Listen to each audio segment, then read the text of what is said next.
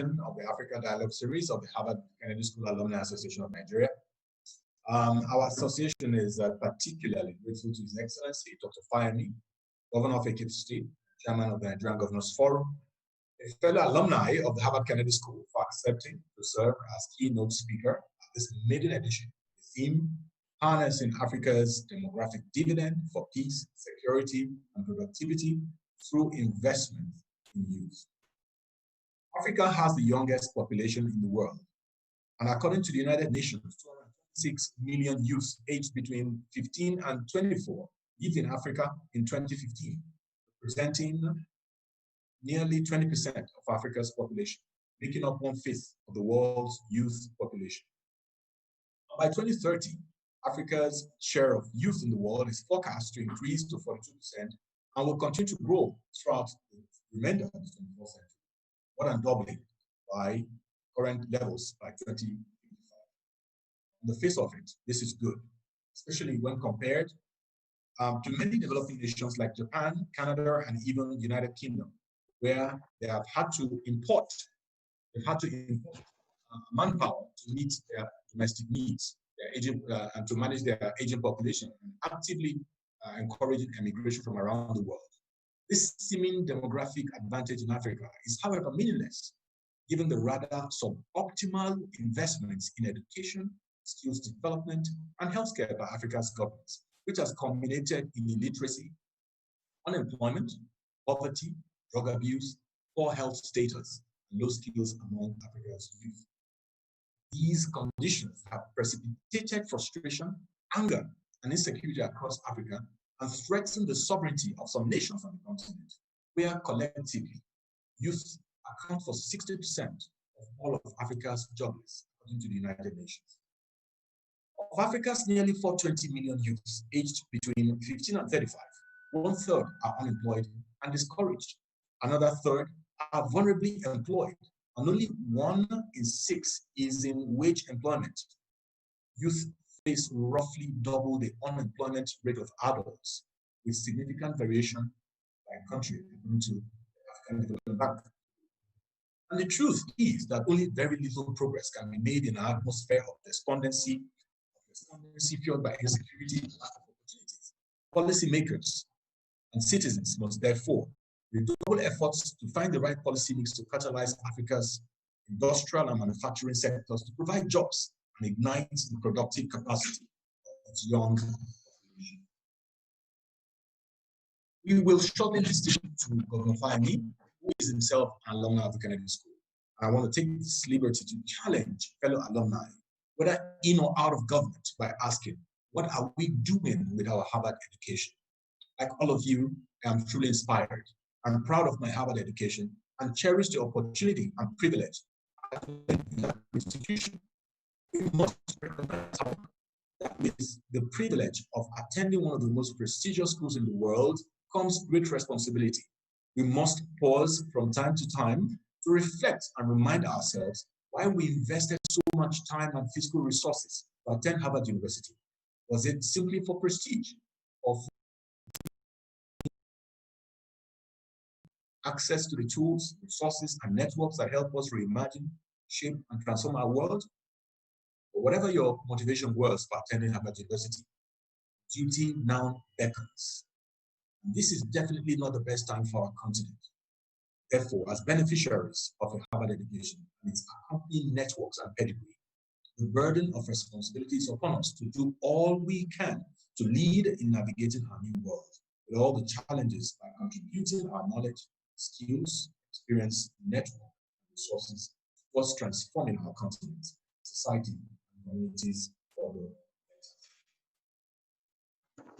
For this to happen, we must make the commitment and get involved in leveraging the platform provided by the Harvard Kennedy School Association.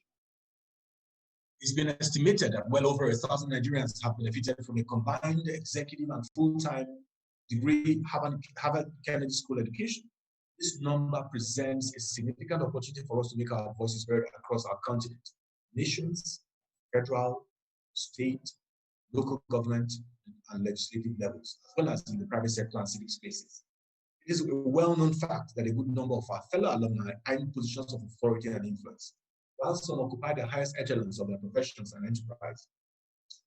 Unfortunately, neither the Harvard Kennedy School Alumni Association, our continent, nor our countries have enjoyed the full benefits of this large reservoir of knowledge and experience, because our membership has not been as active as it is capable of being. The Executive Committee of our Alumni Association is therefore hopeful that with this maiden edition of the Africa Dialogue series, we would awaken the consciousness of our fellow alumni to the fact that citizens and government alike have important roles to play in nation building. I'd like to thank Governor Fahmy and the panelists, of course, once again for honoring our invitation, and look forward to a very robust conversation in the next hour and a half. Thank you very much, and we're good to go. I'd therefore like to invite the moderator to please take over. Thank you.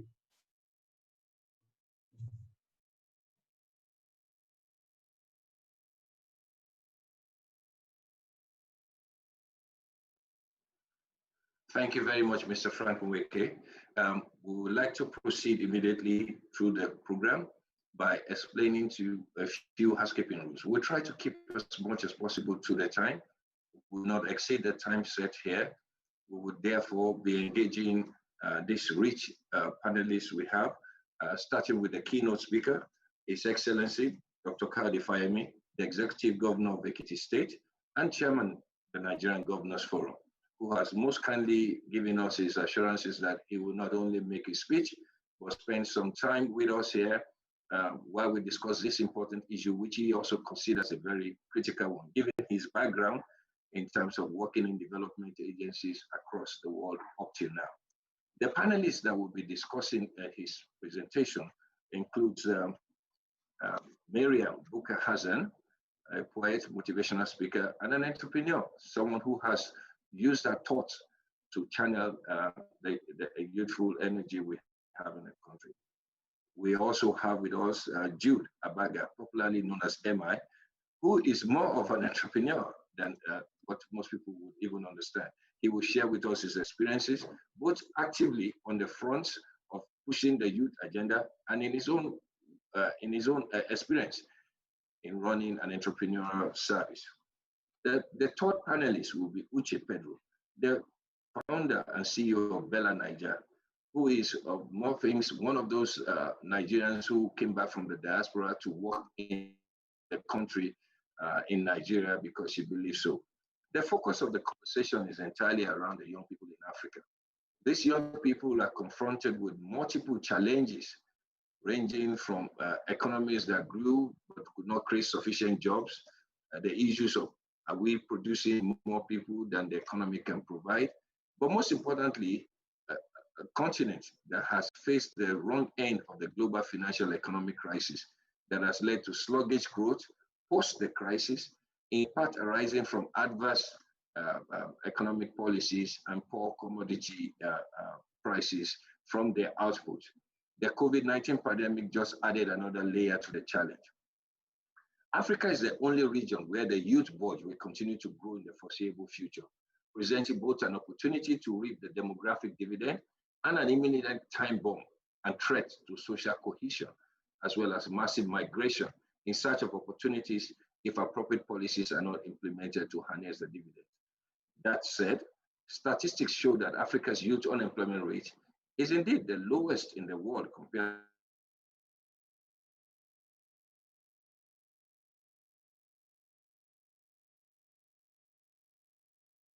in Africa, where we have high informality and poor social protection schemes where people are forced to do petty jobs to survive.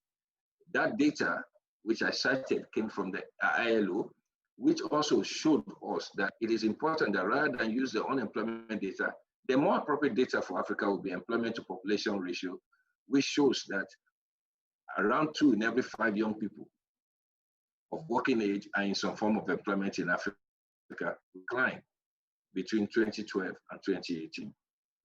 This conversation we hope to have should enable us to engender conversations around what are those policies that have to take place to really maximize the opportunity rather than focus on the negativity which Africa is seemingly in right now. Most importantly, we recall that in 2013, the African Union passed the AU 2063 policy anchored around 7 major pillars. It is important that countries within Africa should develop their own program around it.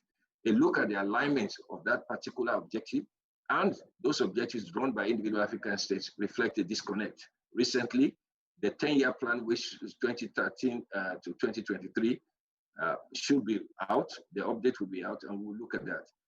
To help us in this conversation, we would like to invite the keynote speaker to address us for the next 20 minutes on his thoughts, his views, but most importantly, to share his perspective from Africa's dominant economy in terms of population, Nigeria. It gives me great pleasure to invite His Excellency, Dr. Kayode Fayemi, to give us his address. Thank you, sir. Thank you very much, Femi, and thank you, Frank, for the invitation to this Africa Dialogue series of the Harvard Kennedy School Alumni Association of Nigeria. Before I go into the presentation, let me just say this as an aside. I was going to say to Frank that except a 1-month executive education at the Kennedy School qualifies one to be a member of the Alumni Association, I doubt if I would qualify to be one of you, because that's all I ever did at Harvard, not a proper graduate of the Harvard School, Kennedy School. But I have a long-standing association with the university, so maybe that association qualifies me anyway. But I'm really delighted to be here.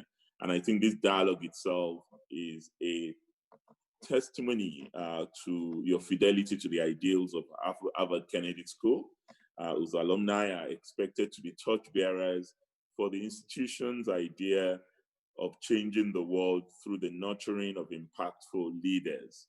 Today's event is another effort to stimulate robust conversation and inspire solutions to topical challenges confronting us as a people. It needs no repeating that your theme for today's event is not only succinct, but relevant to our quest to finding solutions to the hydra-headed challenge of unemployment, social upheavals, and criminality that have been associated with the ever-expanding population of young people in Nigeria and Africa as a whole. Mr. Chairman, permit me to quickly make a rundown of the demographic description of Africa so as to properly situate our understanding and focus our views as we go into details in this paper. According to credible data from the United Nations, the World Bank, African Development Bank, Worldometer, and other organizations that are interested in population studies, Africa has continued to see a geometric population increase since the last 50 years. For example, the total population of Africa as at 1960 was estimated at about 200 million. But as of December 8, 2020, the United Nations estimation put Africa's population at 1,354,376,737 people, representing roughly 17% of the world's population. Our United Nations data further projects that the population of Africa may reach 2.5 billion by 2050, representing 26% of the world's total.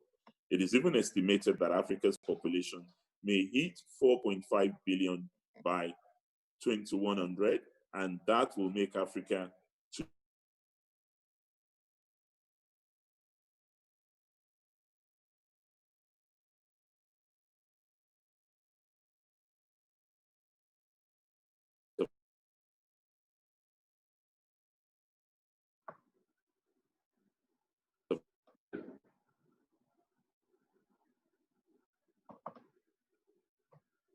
the world population, compared to 100 million people.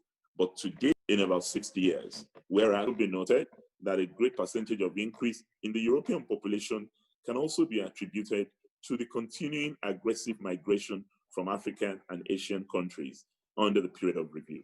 And to further draw home the point about population growth in Africa, we can see that as of 1960, Nigeria's population was estimated at 45.14 million. But in latest release by the National Population Commission 2 days ago, Nigeria is estimated to be about 206 million people. The nation has more than quadrupled since 1960. Generally, it is projected that Africa may have about 2.5 billion inhabitants by 2100 and will be the fourth largest continent with about 40% of the world residing in it. In terms of size, Africa has a total land mass of 30,065,000 square meters and population density of 45 per square kilometer. Fertility rate of Sub-Saharan Africa is 4.6% per woman, with net migration record of -463,024 average birth rate of 32.8% and 2.5% yearly change in population. Some of the factors have been attributed to the population explosion, and some of the things that have been advanced for these include improved healthcare system, which has brought about lower child mortality and increased life expectancy, general negative attitude to the use of contraceptives, high level of poverty and lack of education. And when you look at this and you contextualize the emerging demographic issues around Africa's population, the number one issue is youth bulge and unemployment. Africa's demography indicates a highly youthful population with the median age of 15 to 24 years, constituting around a quarter of the population. Generally, young people between ages of 15 to 35 constitute more than 60% of the population. This segment of the population is made up of young people who are still in school or who are undergoing some training or are jobless. Accordingly, it is not surprising that 60% of unemployment in Africa is within this demographic. ILO reports of 2016 revealed that 70% of African workers are the working poor. This is because of underemployment that is prevalent all over Africa. A great number of the people who have been working for decades continue to see themselves as underemployed because of poor pay, lack of job satisfaction, or wrong job placement. The implication of this is very profound on the level of poverty in Africa. While it is bad that an average of 10 to 12 million youth join the labor market yearly on the continent with very slim hope of being gainfully employed, many of those already employed remain unsatisfied with their employment status. As bad as this number is, many of the youth who throng our sprawling urban centers for a means of livelihood are without employable skills or knowledge. It is no wonder, therefore, that African society is beset with a myriad of social problems, such as drug abuse, high crime rate, adolescent pregnancy, banditry, kidnapping, transborder crimes, sectarian bigotry, ethnic militancy, internet fraud, amongst others, and one can go on and on. There's also a growing level of illiteracy, there's a growing level of literacy. Literacy level presents a varied situation from one region to another, but the countries with the highest level of illiteracy remains in Africa. While most of the North African nations have impressive literacy levels, over 1/5 of children between ages 6 and 11 are out of school, followed by 1/3 of youth between the ages of about 12 and 14. A UNESCO data accounts that almost 60% of youth between 15 to 20 years in Africa are out of school. Academic achievement in terms of success in aptitude examination, comparatively speaking, is very poor, and this has often led to many dropping out of schools. Many remain illiterate even with 9 years of basic education that is now almost universally compulsory. It must, however, be noted that even within the 46 sub-Saharan African nations, literacy levels differs considerably.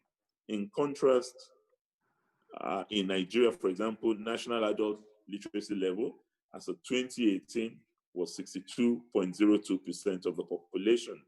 Youth literacy level is, however, far better, with about 80%. This data is based on national average.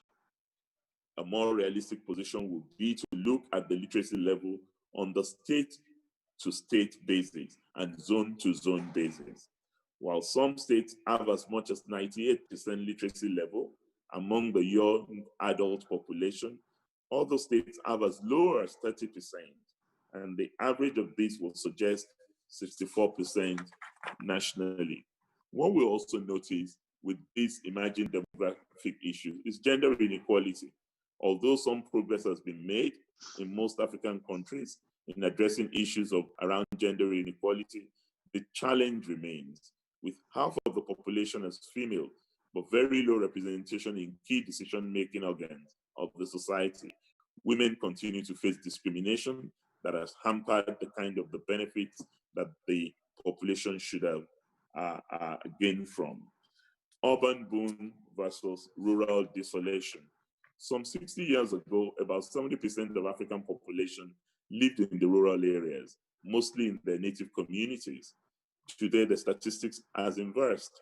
We now have about 70% of the population living in the urban centers, with most of the urban dwellers living a squalid life in urban ghettos. Whilst the cities are overflowing with desperate people who pour in from the rural areas are becoming ghost towns with a continuously dwindling and aging population of residents. The impact of this on agricultural production have been very devastating, with most rural farmers now past their prime in age and techniques. The young people who should take their place and do better because of modern education and technology are in the streets of the cities, struggling to make ends meet. What is obvious in the rural-urban migration is that the migrants are mainly young people who are in search of better lives in the cities. And we saw that in the recent experience that we all encountered with the NSAS movement. Income inequality is also a major problem, even for those who are in employment. Despite some obvious economic growth in Africa, which has led to expansion in economic activities and job creation, one of the challenges that face Africa remains the level of income disparity and general poor remuneration system. It is said that the top 10% of the income level earns more than 30 times of the 50% of the bottom earners in Africa. Consequently, one of the reasons why there is a high poverty level in Africa can be traced to a poor pay structure, which has impoverished many despite working for many years. It has been therefore argued that growth in per capita income of a nation is not enough to lift the mass of the poor out of poverty. It is apparent that the remuneration system concentrates hugely at the cliff of the pyramid, where those at the top get paid excessively, while those at the rung of the pyramid can barely survive with what they earn. This makes wealth to be unfairly distributed along the social ladder. And this has even been brought into a sharper focus with the COVID-19 pandemic. The low-income earners have continued to find it even harder to survive in the face of national and international economic downturn. Is a huge population a curse or a blessing? Each population could be as beneficial as it could be injurious to a nation. As we have seen from other jurisdictions, big population is one of the characteristics of big economies, because one needs a huge population to have a prosperous market that can feed industrial production. In fact, Europe, which has similar characteristics with Africa in terms of population, understood the place of a big market and came together through the European Union to create a big market that can absorb their industrial productivity. The rise and dominance of the United States and the emerging influence of China, India, Indonesia, and other Asian nations have to do with the blessing of a significant population that is large enough to sustain domestic consumption and stimulate foreign exports. Therefore, having a big population in itself is more of a blessing than a curse. However, a huge population can also be a source of economic challenges, political instability, and social crisis if the population is made of illiterate, low-skilled, non-productive, and low-income earners. The most important elements of a functional population are the composition of its demographics. This is where the problem with the increasing population of African nations is. The segment of the population that are giving birth to more children are mostly the illiterate and low-income earners who have no means of raising the children. They are churning out in tens of numbers. With about 3% annual population growth rate, clearly the highest in the world, an average economic growth rate of 2.4%, it is clear that inordinate population explosion in Africa is a recipe for economic catastrophe. With the land mass, with just about 60% arable, while the impact of climate change is already causing incalculable havoc on land and water bodies, it is obvious that Africa faces a great challenge with an unabated population growth. When people are not suffering from desertification, they're facing serious gully erosion and flooding crises, which have exacerbated the poverty and violent crisis in the continent. The result of this is a continuous migration within Africa, which has led to violent confrontations for land resources. A lot of young African youths are also trying dangerously to escape poverty through illegal but deadly routes to Europe and America for greener pasture. And a lot of these young people have lost their lives in the process of crossing the Mediterranean Sea to Europe. Demographic dividends. For Africa to benefit from demographic dividend, which is described as the economic growth potential that a nation may gain for having more people of working age.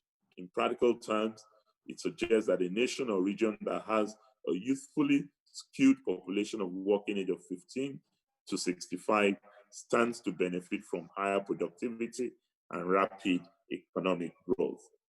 So a youthful population is supposed to be an economic agent of productivity. A youthful population is the potential avenue for consumerism. Creativity and virility of the youth are great economic stimulators, especially in creative industry, where innovation, physical energy, risk, and creativity are the currency of survival. A diverse population of people with complex social, cultural, and religious diversity as Africa provides an immense opportunity for industrial growth. The low wage level provides an opportunity for investors to take advantage of low production costs and make huge returns. The enormity of the benefits that exist in Africa for investment accounts for other analysts often describe Africa as the next frontier of economic development. One of the African nations